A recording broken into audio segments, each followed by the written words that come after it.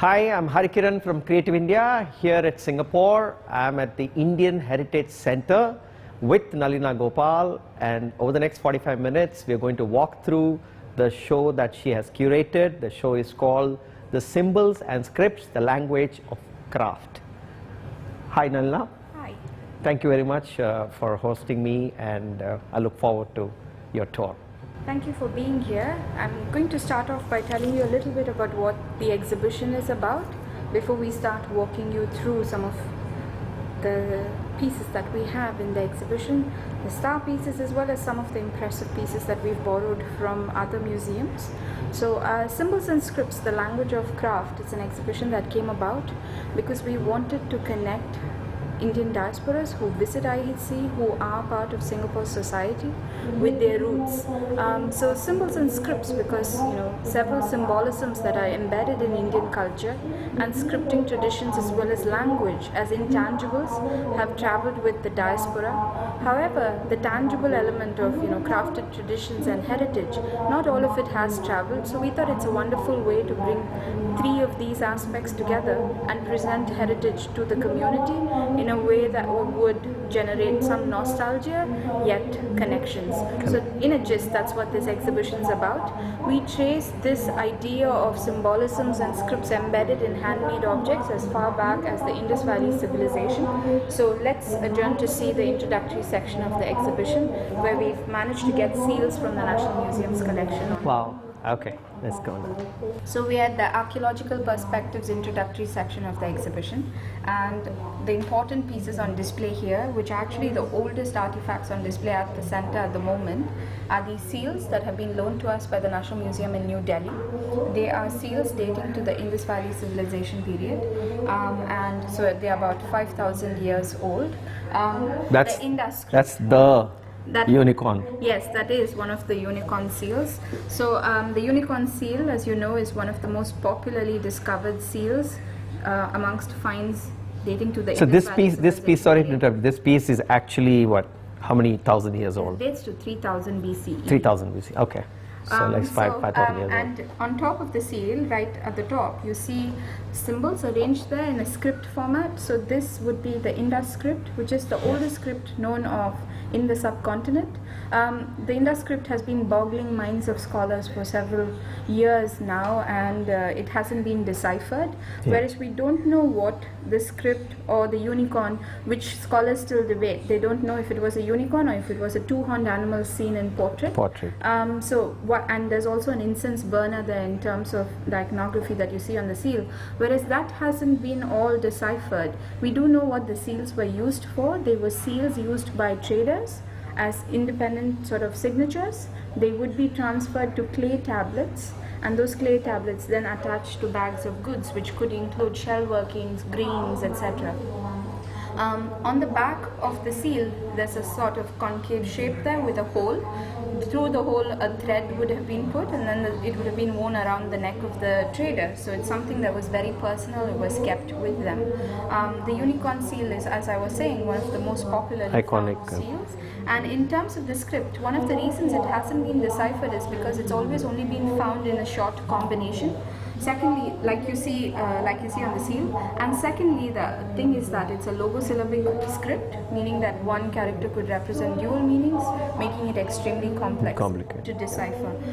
If you look at the smallest seal that we have here, you probably recognize the symbol as something that has immense importance in both Hindu, Jain and Buddhist traditions. So it is the swastika, and both the swastika as well as the suvastika, which is the anti-clockwise version of it, were known during the Indus Valley period. So again, the idea that one symbol could be used in different ways to represent different meanings, making it complex. Also, we thought it's important for the diaspora here to know that this swastika, which is a symbol that they know of and that they have brought with them to the places that they have migrated to, is something that you can trace as long as we can remember.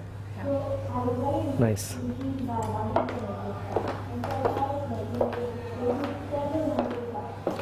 So that's the first section, archaeological perspectives. Other archaeological pieces that are actually from more recent times, found in more recent times, but date as far back as the Sangam period. And That's they the have Tamil, some importance to the Brahmi script, in the Tamil form of Brahmi script, yes. So now we're in the art of writing section, and we'd like to tell visitors about the different materials that have been used for writing and the different scripts, and also the idea that script and language are different, that you can use a script to write different languages. So, one of the earliest materials used in the subcontinent is Bhojapatra or birch bark. Birch bark. But, in the south, palm leaf was more common, and it was also being exported to the north. It was also popular in Sri Lanka. We've borrowed from the National Museum, and we've also got pieces that are on display from our own collection. So if you look at number 4 here, it's a pair of incision pens made in brass, made in Orissa. And we've placed this here to tell people about how differently scripts were being written on palm leaf. So Orissa and downward you have rounded scripts, Yes. so they would be written with incision pens. But if you look at this one here, which is a Bengali manuscript called the Dashakarma Padati, so it's a palm leaf manuscript, and the Dashakarma Padati is written with sort of brush or pen and ink. Yeah. This is because when you write scripts like Devanagari, which require a line to be drawn, you would be scoring the palm Scoring leaf the if you were incising it. So they were using different methods depending on the form of the script. Here we have on display different palm leaf manuscripts from our collection as well as from the Asian Civilization Museum's collection. So what we like to tell people, one of course is the different natures of text that were being written, but also that the palm leaf was a material itself which promoted scribal culture, because you had to keep copying it Correct. to keep the text alive, because the material itself was not durable. So most of the palm leaf manuscripts, are in fact all of them that we have, date to the 19th and the early 20th century. It also tells us how sort of continuous the history of use of this palm leaf has been. So in terms of the different manuscripts that we have here, we have Balarama Bharatam, which is a dance treatise written by one of the Travancore Maharajas, so that's in Malayalam. We have this one that I was talking about earlier, Dashakarma Padati, in Bengali, and the script of course is Devanagari. We have 2 Sinhalese manuscripts in Pali. One that is talking about medicinal text, and the other is a Buddhist text, the Mahasatipatana. And then the last one that we have here, which is very commonly found with Tamil diaspora that migrated, is a palm leaf manuscript that is a horoscope. Oh, okay, yeah. Migrants brought their horoscopes with them. So this one, for instance, belonged to Yegamayachi, who was a Chettiar migrant who first moved to Malaya and then eventually to Singapore. So her son donated this to us. Her husband had one that was similar as well. Of his horoscope, Yes. okay. One of the earliest references to a scribe in Indian tradition is in how the Mahabharata itself has been written. That Vyasa narrated it to Ganesha, and Ganesha was his scribe. So we talk about that in the text for the section. And of course we have 2 paper manuscripts, with paper being introduced, and especially with its promotion during the Islamic courts, it becomes a more popular material. We have some paper manuscripts here. We have 2 that borrowed from the mythology and the Hindu epics, Ramayana and Mahabharata. So we have a Marathi manuscript of the Ramayana, and we have one here of the Mahabharata again, and you can see that both have illustrations. Now this one is rather interesting because the illustration is in the Tanjore style, done probably during the Maratha rule of Tanjore. So you have Tanjore paintings of Mahabhatabhishekam and Sita and Rama's wedding. So how old is this? These ones are rather recent, they're 18th century. Okay. So, and lastly we have here, now as I was saying, paper was a medium that the Islamic courts were promoting, and especially during the rule of Akbar, so Akbar was promoting Persian manuscripts being written of other, religions and faiths as well, to promote sort of understanding. So here, for instance, we have one that was produced during Maharaja Ranjit Singh's time, after what was done in Akbar's time. So it's a Persian manuscript of the Bhagavad Gita. Oh, okay. Yeah. So and the illustration you see is of Krishna giving Vishwarupa to Wow, okay. Arjuna. Yeah. That's nice. Yes. So we'd like to remind people of the subtle sort of, Syncretic. qualities yes. that art represents as well. And lastly, the material that we feature is cloth.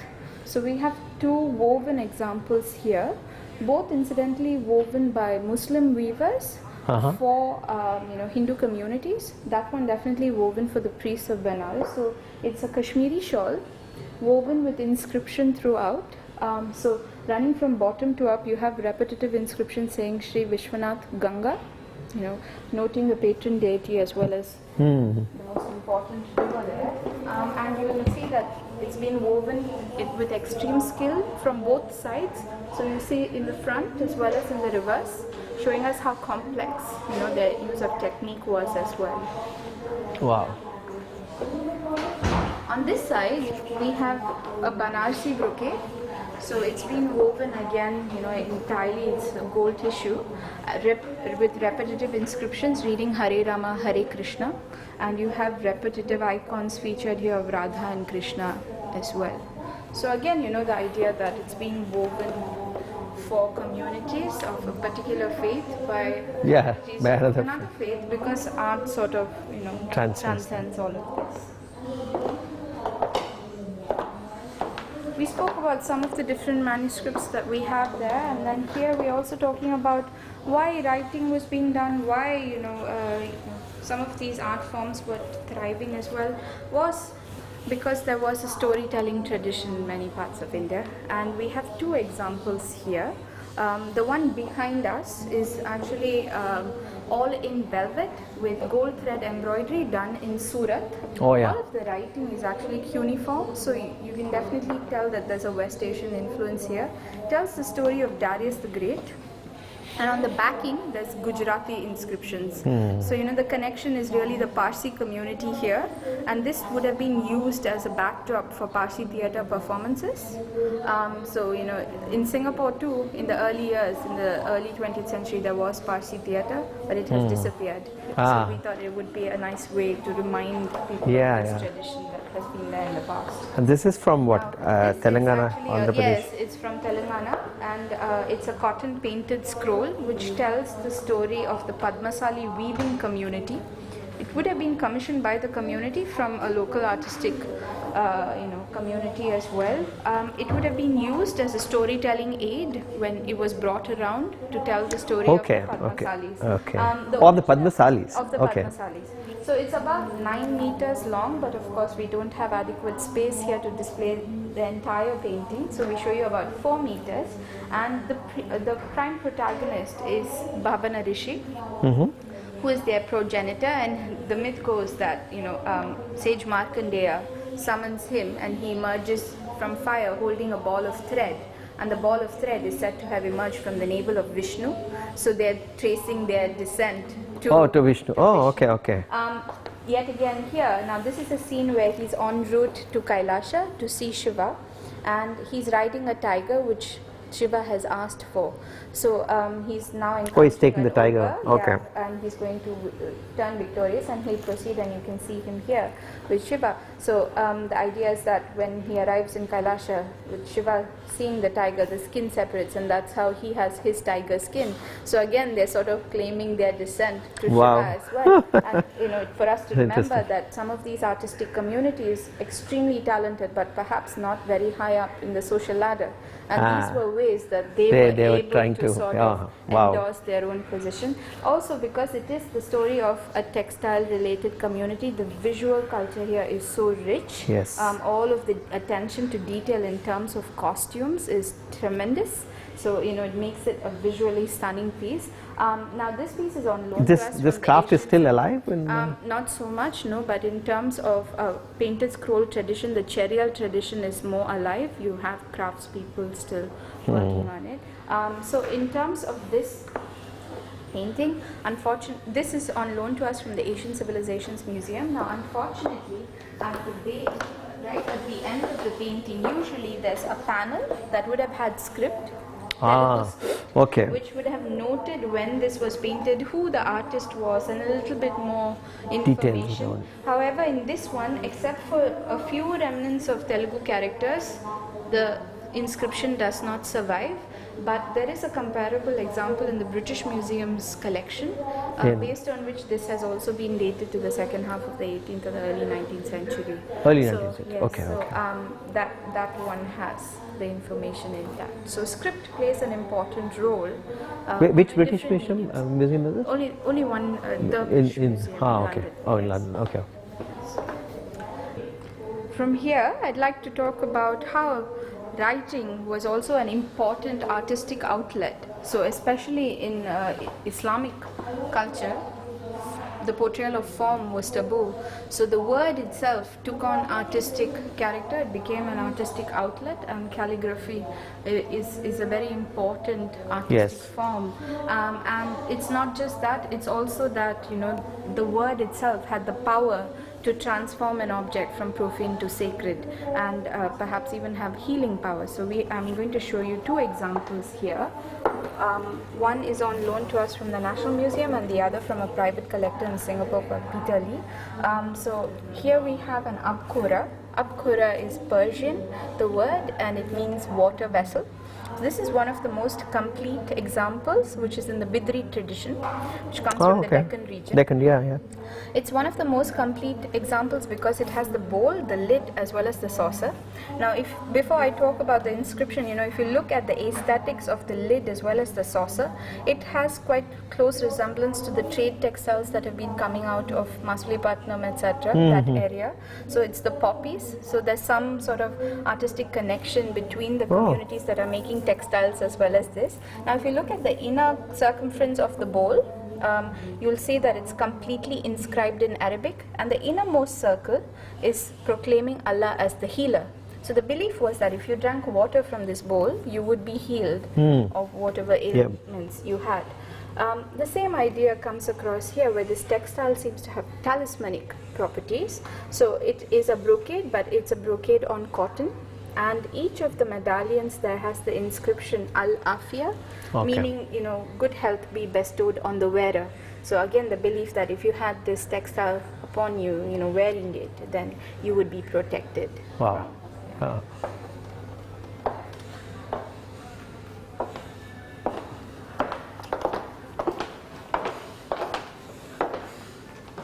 The same idea here again, this is a cotton store. So let's take a step back and just, Yes. so we had the archaeological perspectives, and then Yes. the art of writing, Yes, and then the sacred word. yes.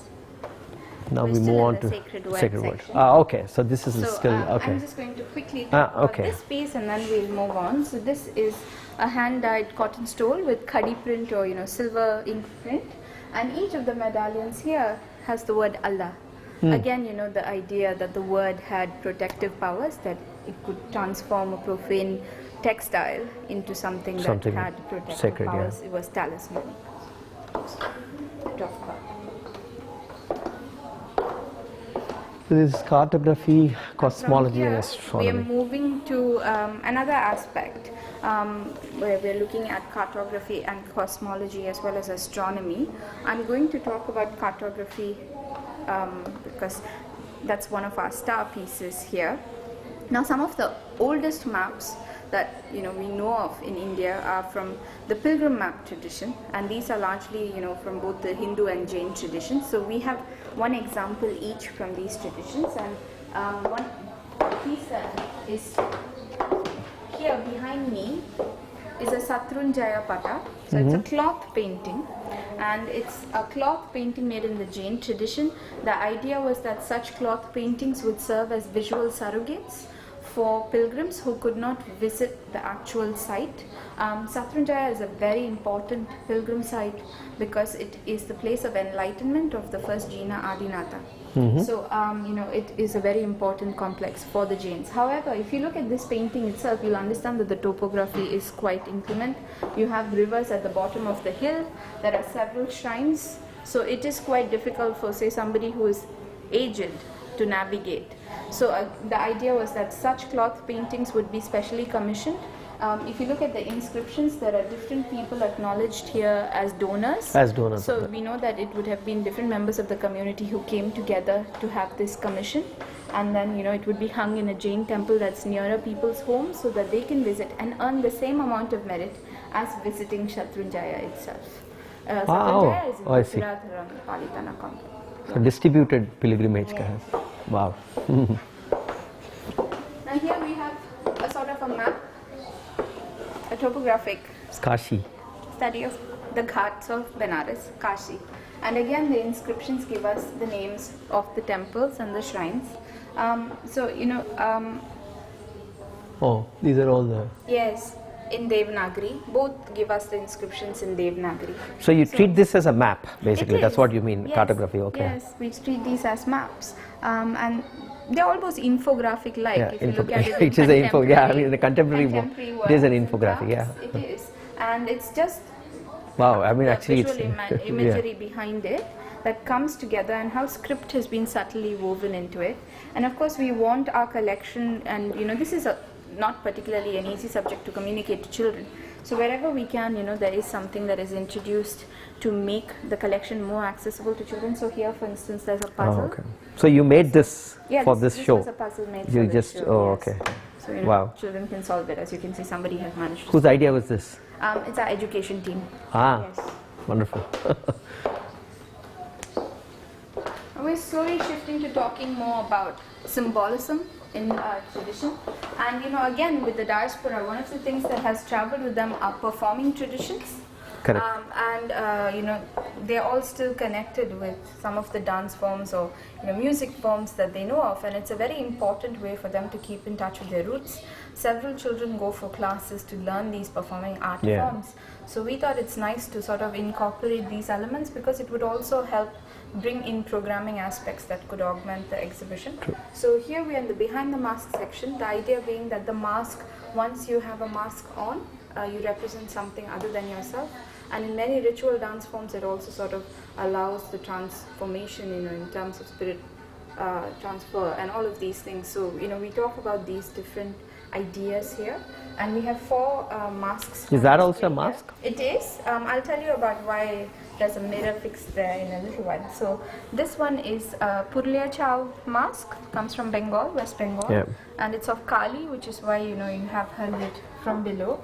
We have a Teyyam mask. So Teyyam is performed, it's a ritual form that's performed in the north of Kerala, in the Malabar region, usually in Kannur district area, and this is where they have Bhagavati worship, so it's dedicated to the female goddess, and it's always male performers who are performing there. And this is a bronze mask for Teyyam performance. So for instance, when the exhibition launched in the opening week, we had Teyyam performers come down. And they actually wear this actually and dance. perform. Oh, okay. This particular one is an older version.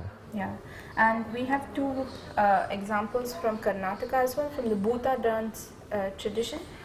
This one is more of a decorative form, so it's much larger. Now that one is actually one for Kola Bhuta mask performances. So if you say, where the mirror is, it shouldn't be there. It was added by the person who owned it before us. We decided to keep it because it does something lovely. When if you step back, you can see yourself wearing the mask. So it sort of is quite nice in terms of display. But usually the face would have been inserted there, and then painting would complete the masking process.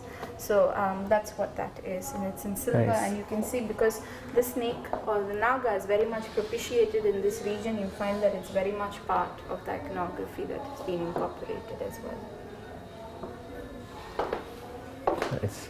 From performance, we're moving to play, and we start talking about play and how this idea of play is actually embedded in Hindu tradition and mythology and religion. So here, for instance, we are right at the end of the gallery here. So we have a Pichwai. A Pichwai is a cloth painting that's unique to the Nathdwara tradition, where it's hung at the shrine behind the deity, indicating what time of the season, what time of year, or what activity he's engaged in, because it's believed that he's a living deity and that he's very much living everyday life. So here we have a cotton painting of Krishna, Radha, and a gopi engaged in water sport.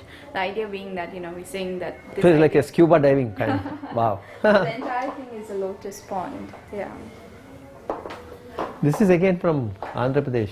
Oh yes, this one is. So this is actually part of the performance section. Where we're Sorry, talking I'm about partial to behind Andhra the Pradesh. mask. I am from I Andhra. know, I should have stopped here. So Here, you know, we are talking also about the leather Yeah. puppet tradition. So this is actually It's beautiful. a scroll made in the same tradition as the leather tradition. So they're from Anantapur, the puppet makers, and they're both the makers of the puppet as well as the performers. And you know, their usual narrative is determined by the Ramayana, the Mahabharata, and all of their folk traditions as well. And you can see how script has been included here, and it's Sita seeing Yeah. the Maya man, Wow. Maya deer here. Phenomenal. It's from the Ramayana. Going back to the idea of play, here we have a rather special object that's been loaned to us by an up-and-coming museum in Bangalore called the Museum of Art and Photography. They have very impressive. This is very kish kind of thing. It's very kitsch, and here it's a specially commissioned mobile shrine. You know, if you look at it in terms of the cutouts here, a lot of them are from the Ravi Verma press, and then you have scenes from hell, have possibly two sort of British figures here, and then all of the Hindu deities way above. So you know, in terms of Hierarchy is like, hierarchy, okay. you see that. But if you step this way, you can see what happens. So this box is also special because of the mechanics involved. Behind there's a little keyhole. When a key is inserted, Ken, if you'd like to come this side, you'll see what happens Wow. to the figures when the key is turned. That there's a subtle element of play that has been worked into this box. Nice. But this is a good element. So play and craft. So this is also play and craft. Yeah. Yes. They're different. kind And of- here we'd like to remind visitors, you know, several children visit us and they play board games every day, but they don't know that it's actually part of their heritage. You Yes, know? yes. And we'd like to remind them that games like Ludo, for instance, Chowper was known as far back as the Indus Valley period and was inscribed on potsherds found from that time period. Or Snakes and Ladders, coming from Gyan Chowpad or Paramapadam as we know it. And also, you know, chess. All of these games come from Indian tradition from the early years of the Common Era. So, you know, here you see a Gyan Chowpad board in cloth and made in the Jain tradition. So, Gyan Chowpad meaning a game of knowledge, and the idea being that the snakes sort of represent obstacles in life in the form of sins, etc. But if you transcend them, you would attain moksha or salvation. So there was a lot of philosophy behind these. Very gaming interesting actually. traditions. Never But- think of it that way, but Yes. And here again, you know, we have Ganjifa cards. So Ganjifa is a game that came from Persia to India. It died out there, but it has, you know, survived in India, but largely today as a decorative form. It's a crafting industry. So we have two sets here, one from Savantwadi, which is in Maharashtra, and then one from Orissa. And you can see that we have a Ramayana Ganjifa set as well as a Dashavatar Ganjifa set. And in the Ramayana cards, which are the smaller cards, you'll see that, you know, different monkey figures and ogres have been arranged in certain numerical values so that the card themselves then represent a certain numerical value. Very interesting how Wow, these okay. have been created. They're all hand painted. And lastly, we have some dolls here. You know, there are several doll making industries across India, like Channapatna, etc. So this particular one, they're wooden dolls made in southern India. Here we'd like to talk about the symbolism, you know, behind all of these doll making traditions. The idea that a doll is actually something that's used to introduce children to everyday life and the life that's around them.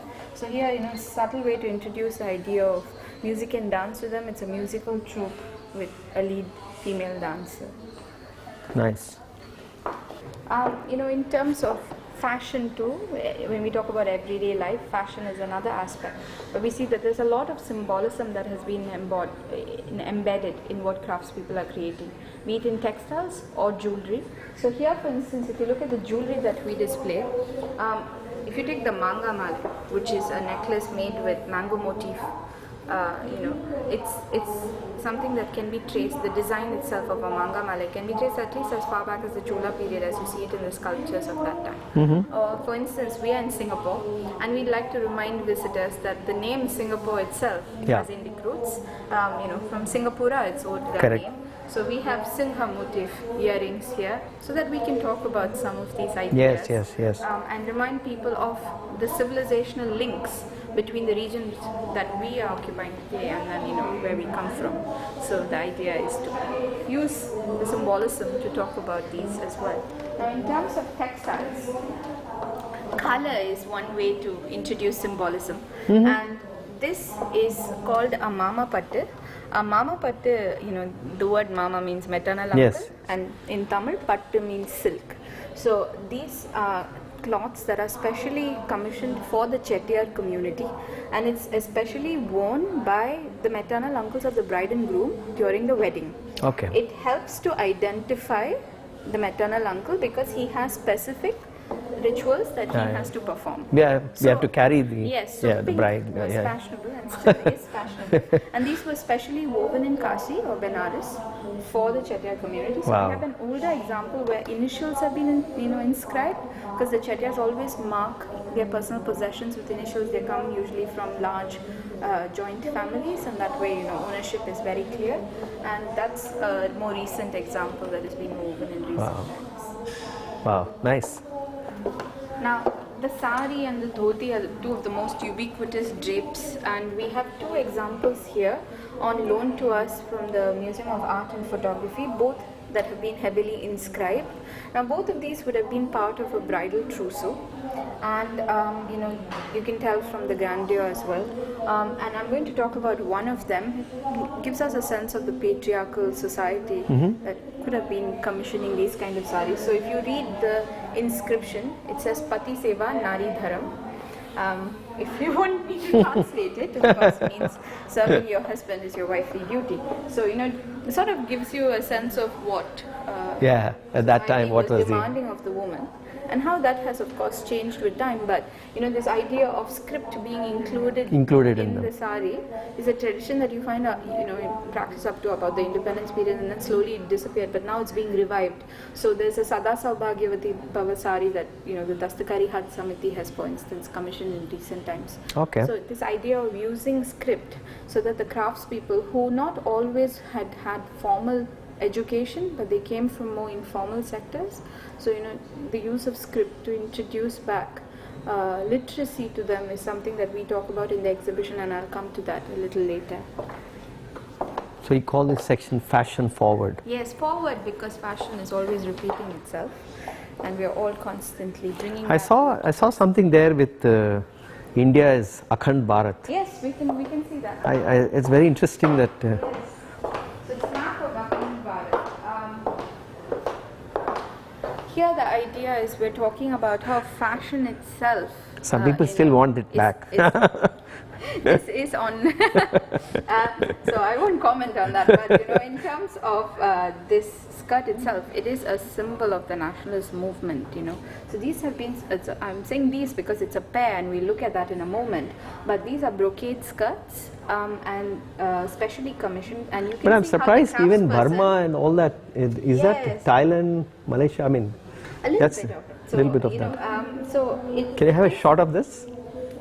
It is being woven in by the craftsperson, probably at the specific request. And you see that it's both Akhand Bharat as well as its mirror image that has been woven in. So, it's definitely making a statement. These have been Statement, made in the 1930s. Okay. So, it is the nationalist spirit. Nationalist spirit, yeah. Making such a public statement of your loyalty also meant that you must have had a lot of courage in case there were any repercussions. Correct. But it's clearly somebody who's making their nationalist loyalties Clear. very, very obvious. Yeah. Nice. And on this side, we have a skirt that is And the flaunting the Indian flag. Okay. the Tiranga. But yeah, so then obviously, Again, what is the date of yeah. this? This one also is about the nationalist period as well. So again, something that comes about in that way. Yeah. So interesting how you can look at fashion. Now we've been looking at it from the nationalist perspective, but fashion is also something that's determined by society and politics, right? Just the way nationalism was defining it. The colonial period was also defining what craft was being produced, not just fashion but otherwise as well. So we have here, for instance, an example of Kanta embroidery. Kanta embroidery is unique to the West Bengal region, and it's done usually by women folk, and they very much borrow from the scenes around them. So here, for instance, there is a scene of village life, but what do you find that's unusual? You find right in the middle there is a missionary figure seated with a book saying Almighty God, possibly a Bible, and then you see European figures on horses alongside other scenes that are typical of village life. So it tells you what's very much preoccupying society around them and where they're drawing their imagery from. So we're now moving towards talking about imagery and the patterns that exist and the motifs and what symbolisms they represent. So here, for instance, of course, it's symbolic of colonial life. Yeah, proselytization was there at the Yes, time. Yeah. and you know, in terms of how the image is created, what is it that they are drawing these inspirations from? Where they're getting their references from? Is it from text? Is it from music? Is it from astrology? So here, for instance, we have a miniature painting on loan to us from the National Museum of the Ragmala series. So it's of Ragini Telingi, who is supposed to be the consort of Raga Hindola. Okay. And Hindola is associated with the swing, so you see that here. Now, and on this side, we have an incomplete Ganjifa card set of the zodiac sign. Okay. So, you know, again, how was the zodiac visualized? What is the form given to it? What is the image they have created? This is something we talk about here as well, because when we talk about symbols, it's also what is the form of this symbol and how has that come about? Not just what it represents, but how it looks.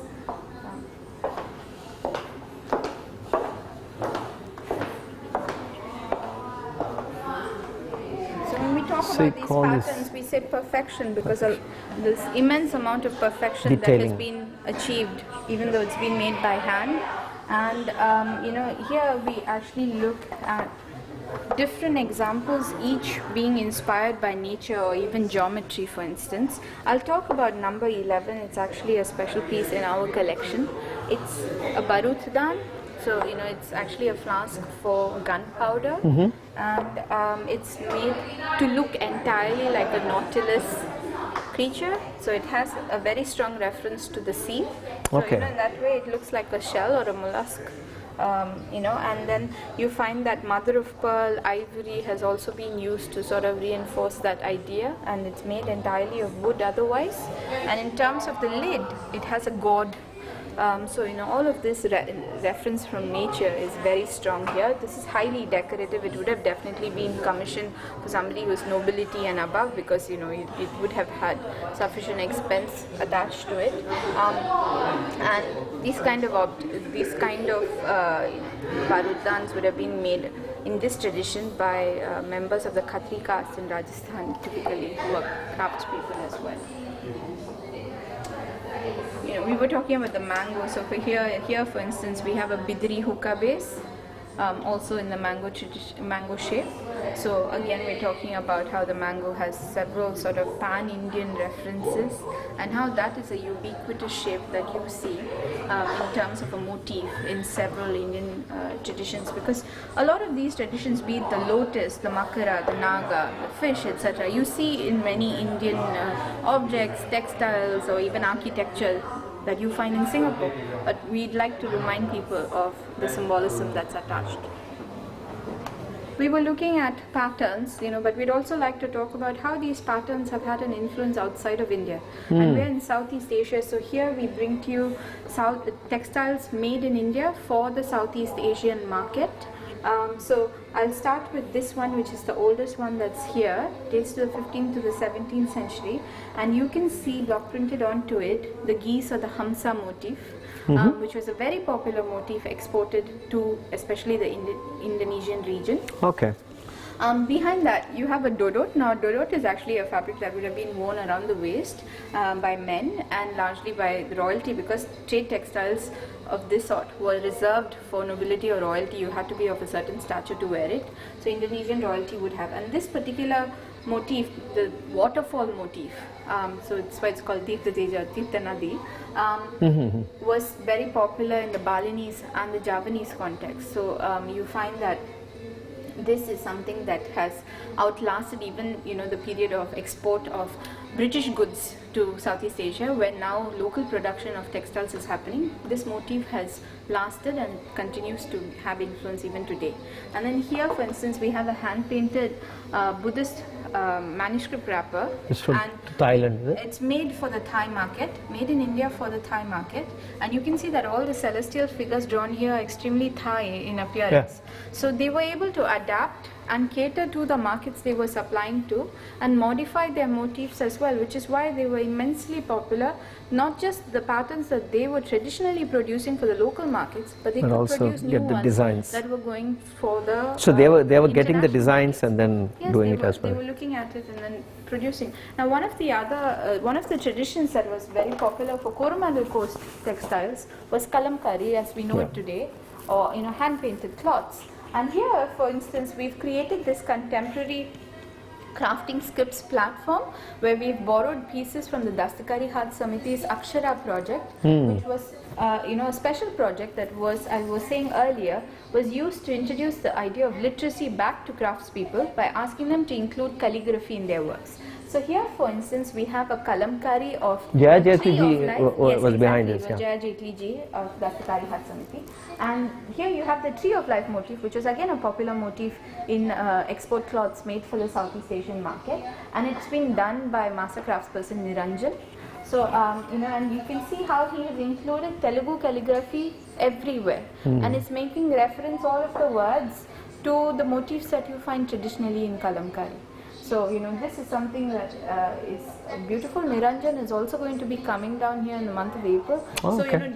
as part of this exhibition, we've created a Crafting Indian Scripts platform where over about 6.5 months, we have 14 craftspeople as well as calligraphers identified with the help of Dastakari Hath Samiti and Jaya Jetli ji, who are coming here, and each of them is here for 2 weeks to demonstrate their craft and how they use script in their craft, because we'd like people to know that it's not just the end product but the process itself that is equally important, and the transmission and the idea of appreciating these is what is going to keep these traditions alive.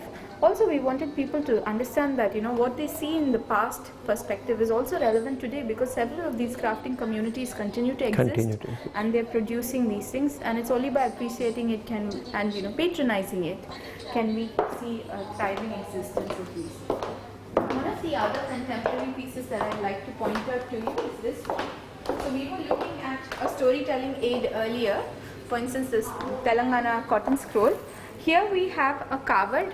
A kavad is actually traditionally made in Rajasthan. They're portable shrines or altars made by the Sutar community, who are carpenters, and they then paint them. So, and usually the shrine would have scenes, say, from the Ramayana, the Mahabharata, local. So this is a contemporary version. Yeah, this is a or local sort of legends or deities. So here you have a contemporary version by Satyanarayan Sutar, who is the craftsperson, and he is actually telling his own story and journey here. So for instance here, sorry, can you edit that out later?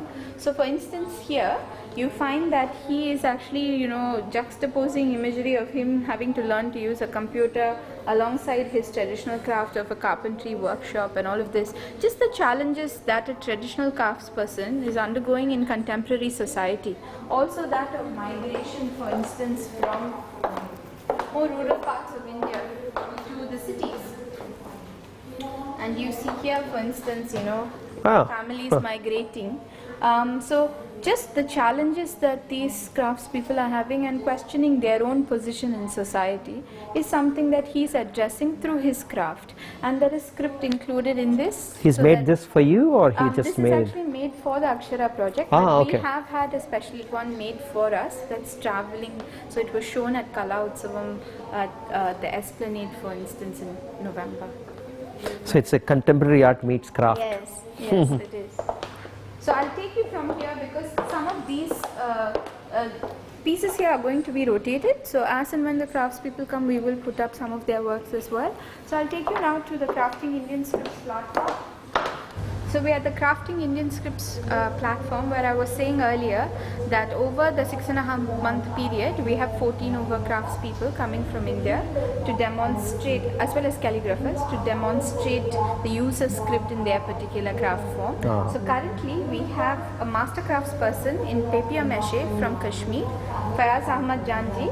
Fayaz Bhai is also a very good in calligraphy. So you can actually sit down here, spend time, Wow. understand the process of making such beautiful objects that we see in a store and perhaps don't understand the labor behind it and the talent behind it. So this is a place for you to actually understand how these Interact objects with them. Okay. interact That's with the nice. craftspeople, and also for them, because the craftspeople, unlike say contemporary artists, are not signing the objects they are making, Correct. and their identity is often forgotten. Forgotten. And this is our way of showcasing them and giving them their due Fantastic. respect as well. So they come in slots They come of in 2 slots weeks. of 2 weeks. Yes. Ah, wonderful. So every 2 weeks, if you came back, you would see a different craftsperson. Wow, that's good. We wanted something that was specific to Singapore, that would be a special commission that's unique to this exhibition.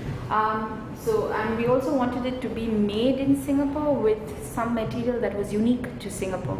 So here we are at an installation called Ode to the Unknown by the artist Madhvi Subramaniam, who's based in Singapore. But I she's know her. originally She's a friend of mine. Yeah. from Bombay. So Madhvi is a ceramic artist, and her studio is incidentally based in one of the last 2 remaining dragon kilns in Singapore. So the dragon kiln is actually a technology that came with Chinese immigrants to Singapore, and it is where rubber collection cups, latex collection cups, were being produced. And these, while they were being the cups produced, which collected the yes, latex. while they were being made by Chinese migrants, the end users were largely Indian workers who were employed at the rubber plantation. So if you look at the images here, for instance, it shows you how these cups would have been tied to the base of the tree, and when it's tapped, then the sap collects in the cup. And you can see largely the workers at the rubber plantation were Indian migrants, and this was a mass phenomenon and does to a large extent define movement of labor diasporas to Singapore, Malaya, and even Burma. So we thought it would be a nice installation that would be symbolic of migrant experience in this part of the world. So the cups, of course, originally only had an ash glaze, so they were very grey looking. She saw these cups at IHC, and that's where her inspiration came from. This is her interpretation of the cups, and all of these cups, collectively about 520 over of them, are Any to 520s, there's any concept behind it? no, not really. It's how much our space could accommodate. She wanted to have a lot more, and there was a numerical concept to it, but unfortunately space doesn't allow. But in terms of the color itself, the symbolism is a reference to Little India and its vibrant color scheme. So she's drawn from the architecture, but also if you look at the half circle, sort of half spiral that has been worked into it, That's the rubber falling that in. she's painted. That's the half spiral that you see etched onto the tree there. So she's drawn a reference there, but I also interpret it as a sort of a circle of life, that she as a migrant is doing an installation about migrants' past, sort of connecting Sure. past and present. It is rather unique to the exhibition, and we thought it would be a nice offering. No, it's lovely. I mean, Madhvi's work is always Yes. And very also good, the and other thing is there is no script here, but her signature is here. So where she holds the cup and dips them into the glaze, you see her fingerprints left behind. for everyone. Every Okay. single cup, Okay. so that's her signature. And also the terracotta color that you see on this cup is actually a slip. It's a slip of Singapore clay into which she has dipped each cup. So there is Singapore Sorry, material. come again? Singapore clay, clay from Singapore that was watered down and then turned into a sort of a slip into which the cup was dipped. So each of them also has a layer of Singapore clay in them. Uh-huh. Yes. We also invite Very nice. visitors Yes, of course, to I leave would. a sort of an ode, a message Yes. to the rubber planter, the unknown rubber planter of the past. Unknown because this is such a mass experience that we don't really remember each individual rubber planter, which is quite a tragedy because each of them. But some of these rubber plantations are also in Malaysia, right? Yes, they were in Malaysia. There were some in Singapore, several in Malaysia, and several in Burma.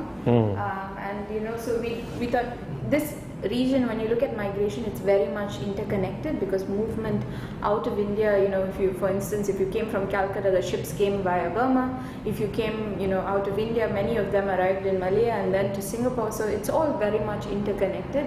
So we thought this was an installation that would actually evoke connections for people who had roots in the region, not just in Singapore as well.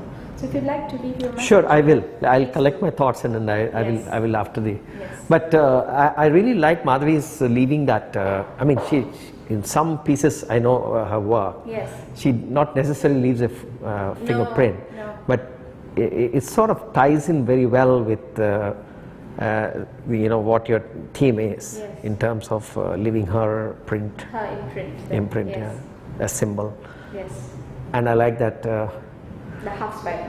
Yeah, it's a multi-layered installation. Yes. Very nice. One other important thing to notice in the installation are the archival photographs themselves. These are from the collections of the National Museum in Singapore, and I think one or two from the National Archives as well.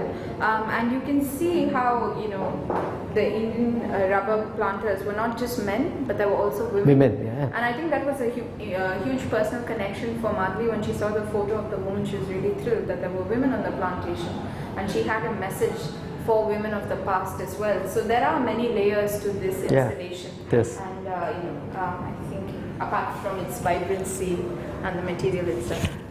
Tell me, I mean, this is just a fascinating experience, and the way you have curated it and conceptualized it. And I'm trying to understand what went in your mind in terms of how you put together all the sections. So you want to tell me about it? What kind of research you did? What's the kind of team? And collections research. We are definitely looking at. how did you? collections that- I'm thinking is as you walked me through this, Yes. and you had cartography, you had patterns of perfection, you had these play textiles, and so you had different sections. So how much was when this brief came to you, like, let's do a symbols and craft show. So the How did piece- it start? I mean, how it started was that we wanted to do an exhibition on crafting traditions, on handmade traditions, but then that seemed like something that would be very sort of generic. Okay, this object is Yeah. from here, this is from here, this is from here. We didn't want it to be so sort of obvious. We wanted there to be depth. Yes. And at the same time, we wanted there to be a visual experience that would be out of the ordinary. And thirdly, also things that people could connect with easily. Even though there's depth, we're not complicating matters for you. It's quite simply communicated. So that was some three sort of determining factors for coming up with this. So Symbols and Scripts, that's how it came about. Of course, we've had negotiations with different institutions to see what collections we can borrow. Some of them, we've been extremely successful in getting everything we asked for, and in others, of course, our lists were cut down. So, but how we can actually weave all of it together to tell one composite narrative is what you see here. I can't really tell you what runs in my mind. It's probably chaos. But there are some people here who can Wow. tell you how we Your work team. together. Oh, wonderful. So this is the curatorial team at the center. Wonderful. Namaste. Beginning from the far end there, that's Hi. Martika, who's our Namaste. assistant curator. This is Vijaya, who's our logistics and curatorial officer. And this is Renu, who's our researcher. And Wow. so we're just 4 people, but we work Fantastic. with a team I mean, of consultants. really. Yeah. It's and- amazing. And you'll also notice that all of the textual communication in the galleries is actually bilingual in terms of the panels. Yes. So these two really, make sure that all of the. So I came here for the inauguration or the launch of the book. Yes. This was about four months back. Yes. There was just a hall which is nothing. Yes. And suddenly I come here and then it's completely converted, transformed, and a lot of time was spent on Yes. the way you set it up. I mean, it's amazing, So incredible. The transformation process. How much time did it take? So the exhibition itself, we've been working on it for almost a year. So start Okay. of 2017, but we had preliminary meetings with lenders and all of that even the previous year. So typically our exhibition planning stage goes on for about 1 to 2 years. But in terms of setup itself, it's about 3 months when things are torn down, and then it's all fabricated based on the design plans that we have, and then the artifacts move in about 2 weeks before, because all of it has to be absolutely clean and dust free. And then we had couriers coming from the different institutions. All of it was installed in time for the opening. So it's all something that has to work as clockwork. While it all looks very nice, there's a lot of. I know. So how long will this show last? The show will be here till the 30th of June. 30th of June. And then in So with the November, 6 months, 7 months kind of yes, thing. 6.5 months or so. So you know, we only do one major exhibition every year, but it straddles 2 calendar years. So if you were to come to IHC in any one year, the start and the end of the year, you'll see 2 different exhibitions. We're a community museum and we're a smaller scale museum, so of course we do things with our resources as best as we can. Whoever's watching this video, if they came to IHC between now and June, they can catch the Symbols and Scripts exhibition, or they can catch the Chitti Malaka exhibition after November this year. So I hope they'll come and see us, because we are a unique institution in that we're dedicated to telling the story of the migrant community, vis-a-vis the source community and the connections in between. So you know, around the world, we're one of those rare institutions that's really looking at the migrant community, and we'd be really happy to have visitors come and tell us how we can do what we're doing. Yeah, you know, this is my 4th in any visit better actually. way. I mean, if you Yes. so I am going to bring all my friends.